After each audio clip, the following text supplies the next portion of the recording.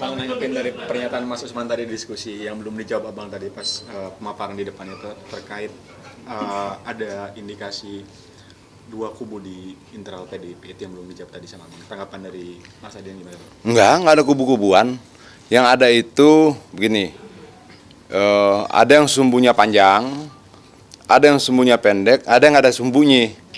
Nah, gua tuh kategori yang tidak punya sumbu gitu loh. Ada lagi yang sumbunya agak panjang dikit, ada yang panjang sekali. Jadi cuma perbedaan itu aja. Nggak ada kubu-kubuan. Sumbu itu merujuk ke apa, Bang?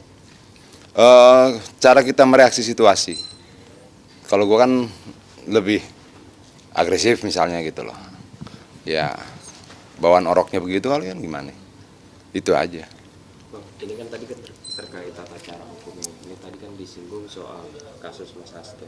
Nah, yang lagi rame ini kan soal yang disorot tuh terkait penyidik yang melakukan penyitaan barang-barang Mas Hasto. Itu tadi Bang Adin juga sedikit menyinggung ada kaitannya sama pilkada, itu seperti apa, Bang? Begini dong, kalau ketika buku partai yang diambil ya artinya dia tidak sedang mencari tahu tentang apa yang dikerjakan oleh Sekjen sebagai Mas Hasto, tapi langkah partai dong. Boleh nggak kemudian kita berpikir seperti ya boleh, nggak ada penjelasannya. Itu loh, kenapa yang lo ambil buku ini? Itu loh. Ya artinya bahwa ketika tidak ada penjelasan kenapa itu yang diambil, boleh tidak kemudian orang menafsirkan bahwa ini ke sana, ini ke sana, ini ke sana, ya boleh-boleh saja. Tapi jauh ini dengan penyitaan buku itu agenda-agenda pilkada ini terganggu nggak, Bang? Ya kita kan gini ya, dalam buku itu kan banyak yang dicatat dan itu kan langkah-langkah partai. Kemudian arahan-arahan ketua umum terkait pilkada. Harusnya kan itu cukup kita saja yang tahu. Bahwa kemudian ketika ada orang lain tahu dan menggunakan informasi itu untuk kemudian mengantisipasi langkah-langkah taktik strategi kita, boleh nggak kita kemudian menjadi waspada? Ya menurutku harus waspada. Apalagi kayak misalnya yang kemarin apa yang di media hari ini apa dibilang apa itu yang siapa yang ditangkap kemarin tuh? Yang Baguna ya? Korupsinya kapan, masuk partainya kapan, apanya kapan, kemudian dia keluar dari partai, apa segala macam.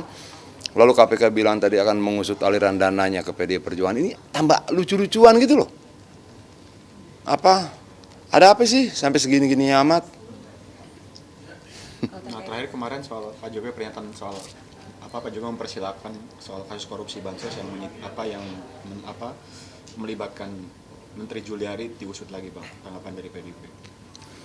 Ya, kalau kita kan dari rangkaian peristiwa demi peristiwa ini kita melihat lebih kental aroma politiknya dibandingkan upaya penegakan hukumnya. Dari mana? Dari seluruh proses yang berjalan. Kalau kita nonton film nih, kalau ada penjahat ditangkap nih di jalan, hak-haknya dibacakan. Kalau hak-haknya tidak dibacakan, penangkapan itu dianggap tidak sah. Artinya betapa pentingnya sebuah prosedur hukum itu dalam hukum acara itu diikuti. Sehingga kemudian penegak hukum tidak menjadi pelanggar hukum. Kenapa? Dia mengikuti setiap tahap apa yang diwajibkan hukum acara tersebut. Nah, ketika kemudian proses itu tidak berjalan, kan ribet gitu loh. Ya, lu mau menegakkan hukum, kalau mau menegakkan hukum, ikuti dong seluruh prosedurnya dengan baik. Nggak perlu pakai masker, nggak perlu pakai topi gitu loh. Itu kan di kantor mereka, naik ke atas, bikin surat dulu, gitu kan gampang. Gitu loh, ini kan tidak, seolah-olah ada yang sangat, situasi yang sangat terpaksa banget sehingga segala sesuatu yang sifatnya prosedural dan itu penting dalam upaya penegakan hukum tidak dilakukan. Ini kan jadi aneh-aneh. Tapi dan proses hukum banyak tadi itu, Mas Hasto termasuk yang pernyataan Pak Jokowi kemarin, PDIP merasa terjegal nggak, Bang, di pilkada kali ini, Bang? Kalau kita melihat bahwa kita akan siap untuk seluruh situasi ya, untuk setiap keadaan, dan kita memperkuat seluruh otot-otot partai, kita memperkuat seluruh jejaring partai, kita memperkuat struktur partai sampai tingkat bawah, sehingga kita siap untuk menghadapi segala situasi. Bang, ini kan Mas Hasto lagi disibukkan dengan kasus-kasus yang ada gitu, Bang. Terus kemudian muncul isu bahwa ada potensi untuk pergantian sekjen, Bang, di kubu PDIP. Nah, itu untuk isu itu dari PDIP sendiri menyikapinya gimana, Bang? Di internal kita? Nggak ada isu itu. Nggak ada ya, Bang, ya? Nggak ada. Dipastikan nggak ada ya, Bang? Nggak ada.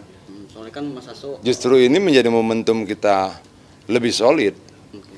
Bagaimanapun juga Mas Hasto itu sekjen partai. Oke. Kita melihat ada sesuatu yang janggal dalam proses yang terjadi kemarin, dan itu membuat kita mengkonsolidasikan diri lebih cepat.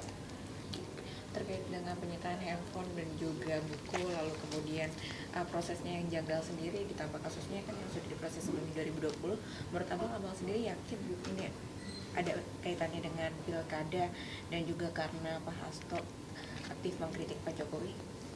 Semua punya peluang untuk ditafsirkan ke arah sana. Kenapa? Karena memang janggal kok, gimana? Semuanya janggal, masa ada peristiwa janggal dan kita tidak boleh menduga apapun? Kan problem juga itu. Kalau menurut gua gimana ya? Yang ditangkap sudah ada, uangnya 400 juta kata teman-teman lawyer tadi. Kemudian prosesnya sudah 4 tahun lalu, tidak ada sesuatu yang dianggap mampu menyelesaikan persoalannya. Tersisa tinggal satu, Harun Masiku di mana? Ya cari aja, itu loh. Yang lain sudah kok, dari mana uangnya, siapa yang terima, siapa yang ngantar, sudah jelas semua. Tersangka, terpidana sudah ada. Prosesnya sudah berhenti selama 4 tahun, tiba-tiba muncul. Terus kita nggak boleh menduga apa-apa gitu untuk seluruh keanehan ini. Itu loh. Update soal pilkada dong Bang di DKI setelah kemarin PKS mendeklarasikan Anies dan Sohibul nih, kan PDIP juga sempat mendapat usulan nama Anies nih. Ke depannya gimana soal potensi ini pilkada yang di DKI terutama? Dinamikanya tetap terus kita perhitungkan, tetap kita kaji peluang-peluangnya, tetap kita diskusikan satu dengan yang lain. Walaupun sampai saat ini kita belum memutuskan satu nama pun, tapi kita menghormati seluruh keputusan partai-partai yang lain. Kedaulatan partai mereka untuk memutuskan siapapun, itu kita hormati. Setelah PKS mengumumkan nama Sohibul dengan Anies, kira-kira komunikasi dengan PKS gimana jauh ini Pak? Sebagai partai politik, kita akan melakukan komunikasi ke politik ke semua arah, ke semua partai, ke semua calon dan sebagainya, itu wajar saja. Komunikasinya bisa formal, bisa informal. Tapi peluang untuk mengusung Anies masih ada Bang? PDIP. Menurut kita, kajiannya kita selesaikan. Apakah mungkin kita mengusung Anies ketika memang secara kajian ideologi, kajian politik, kajian terhadap pemikiran, program dan sebagainya memungkinkan, kenapa tidak? Kalau kita ini kan begini, kita ini akan untuk menunjuk salah seorang menjadi calon kepala daerah, menjadi presiden dan sebagainya, kita akan menghitung banyak sekali faktor. Itu loh, tidak cuma persoalan, elektabilitasnya bagus. Loh Jokowi dulu kalah kok elektabilitasnya waktu Pilgub DKI. Kerja yang kemudian membuat kerja kita bersama-sama yang membuat dia kemudian bisa menang. Artinya bahwa kita akan lebih berorientasi pada kamu mau menjadi kepala daerah, apa pemikiranmu tentang daerah ini? Bagaimana pandanganmu, setahu apa kamu tentang persoalan-persoalan rakyatnya? Berapa jumlah kemiskinan? Bagaimana menurunkan jumlah kemiskinan? Berapa jumlah pengangguran? Apa yang harus dilakukan untuk menurunkan jumlah pengangguran? Kayak begitu tuh penting loh. Jadi tidak cuma, survei angkanya begini-begini, enggak, terus kepalanya enggak ada, gimana? Enggak diisi kepalanya. Enggak punya pikiran, enggak punya gagasan, enggak punya program. Kan semua harus kita hitung tuh. Tadi Abang menyinggung soal ideologi. Kalau Abang sendiri kan soal ideologi ini sebenarnya ada masalah nggak Bang dalam PDIP? Kalau menurut gua kita kan punya tim yang akan mengkaji itu ya. Yang sekarang semuanya sedang berproses kan, melakukan kajian terhadap track recordnya, keberpihakannya, karyanya dari seluruh calon pilkada kita kan kita periksa semua. Kalau Itu loh. peluangnya Pak Anies untuk diusung PDIP seberapa besar di pilkada? Sulit membuat persentasenya, dan menurut gua kita tanya yang lain biar kagak pusing gua jawabnya. Tapi kalau porosnya kira-kira berapa Bang? Bang Adian memprediksi di DKI. Apa tuh? Poros kerjasama atau koalisinya di PDIP akan berapa poros nanti di DKI? Kita nggak mau mikirkan itu ya. Kalau gua ya, tugas gua ini kan memenangkan sebanyak mungkin pilkada yang bisa kita menangkan tuh. Lalu kita akan melakukan pemetaan politik, kita akan memeriksa rekam jejaknya, surveinya, bagaimana dukungan partai yang bekerja sama, bagaimana rakyat melihat dia, bagaimana pemikirannya, program-programnya, keberpihakannya dan sebagainya. Nah, tugas tim ini salah satunya itu. Kira-kira sikap atau keputusan calon-calon yang akan diusung PDIP kapan sih Bang? Berikutnya kita akan sampaikan pada DPP dan DPP akan memutuskan itu, apalagi Jakarta. Jakarta ini sudah kewenangan ketua umum. Akan last minute nggak kira-kira? Bisa iya, bisa tidak. Konteks secara keseluruhan sudah ada yang rampung Bang, dan sudah mau dilaporkan ke DPP. Gua sudah buat laporan 1 kali, tebel. Ya semua kita sampaikan toh.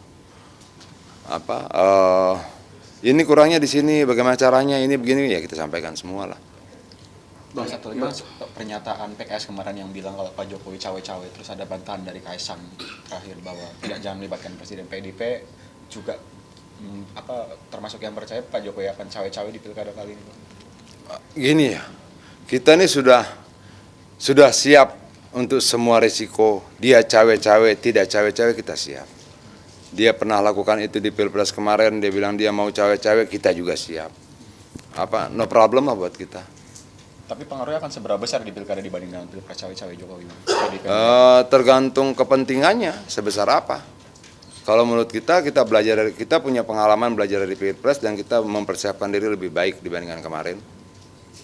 Sehingga mau kayak apapun situasinya kita jalani. Bang, karena keberadaan Pak Hasto, tapi sampai saat ini Pak Hasto di Jakarta ya Bang ya? Kemarin sih gue ketemu ya, ngobrol, ngopi. Berarti masih di Jakarta ya Bang ya, posisinya? Iya. Terkait dengan mencuatnya obstruction of justice. Lu nanya sama siapa sih? Lu di WhatsApp, baru nanya. Terkait dengan munculnya wacana obstruction of justice. Obstruction of justice itu terhadap siapa ya? Untuk yang kasusnya Pak Ahok. Ya siapa gitu, menghalangi, merintangi penyidikan terhadap siapa? Dipanggil datang. Oke. Ditanyain dijawab, disuruh duduk dia duduk. Terus yang dirintangi siapa? Merintangi penyidikan siapa yang dirintangi? Kasih tahu dong. Itu loh. Iya, lu tanya ke mereka, Pak, yang dirintangi penyidikan siapa sih? Jangan kemudian obstruction of justice, tapi kagak tahu siapa yang dirintangi penyidikannya. Jangan kita nggak tahu yang disidik siapa. Orang jangan-jangan yang disidik ternyata Kusnadi, iya kan? Yang dipanggil dia gimana? Yang diambil dari tangan dia gimana? Terus merintangi penyidikan Kusnadi gitu? Iya, biar jelas gitu loh. Gue juga kan bingung merintangi penyidikan siapa sih? Lu tahu? Hah? Gue juga nggak tahu.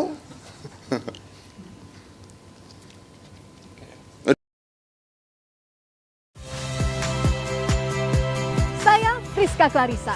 Saksikan program-program Kompas TV melalui siaran digital, pay TV, dan media streaming lainnya. Kompas TV, independen, terpercaya.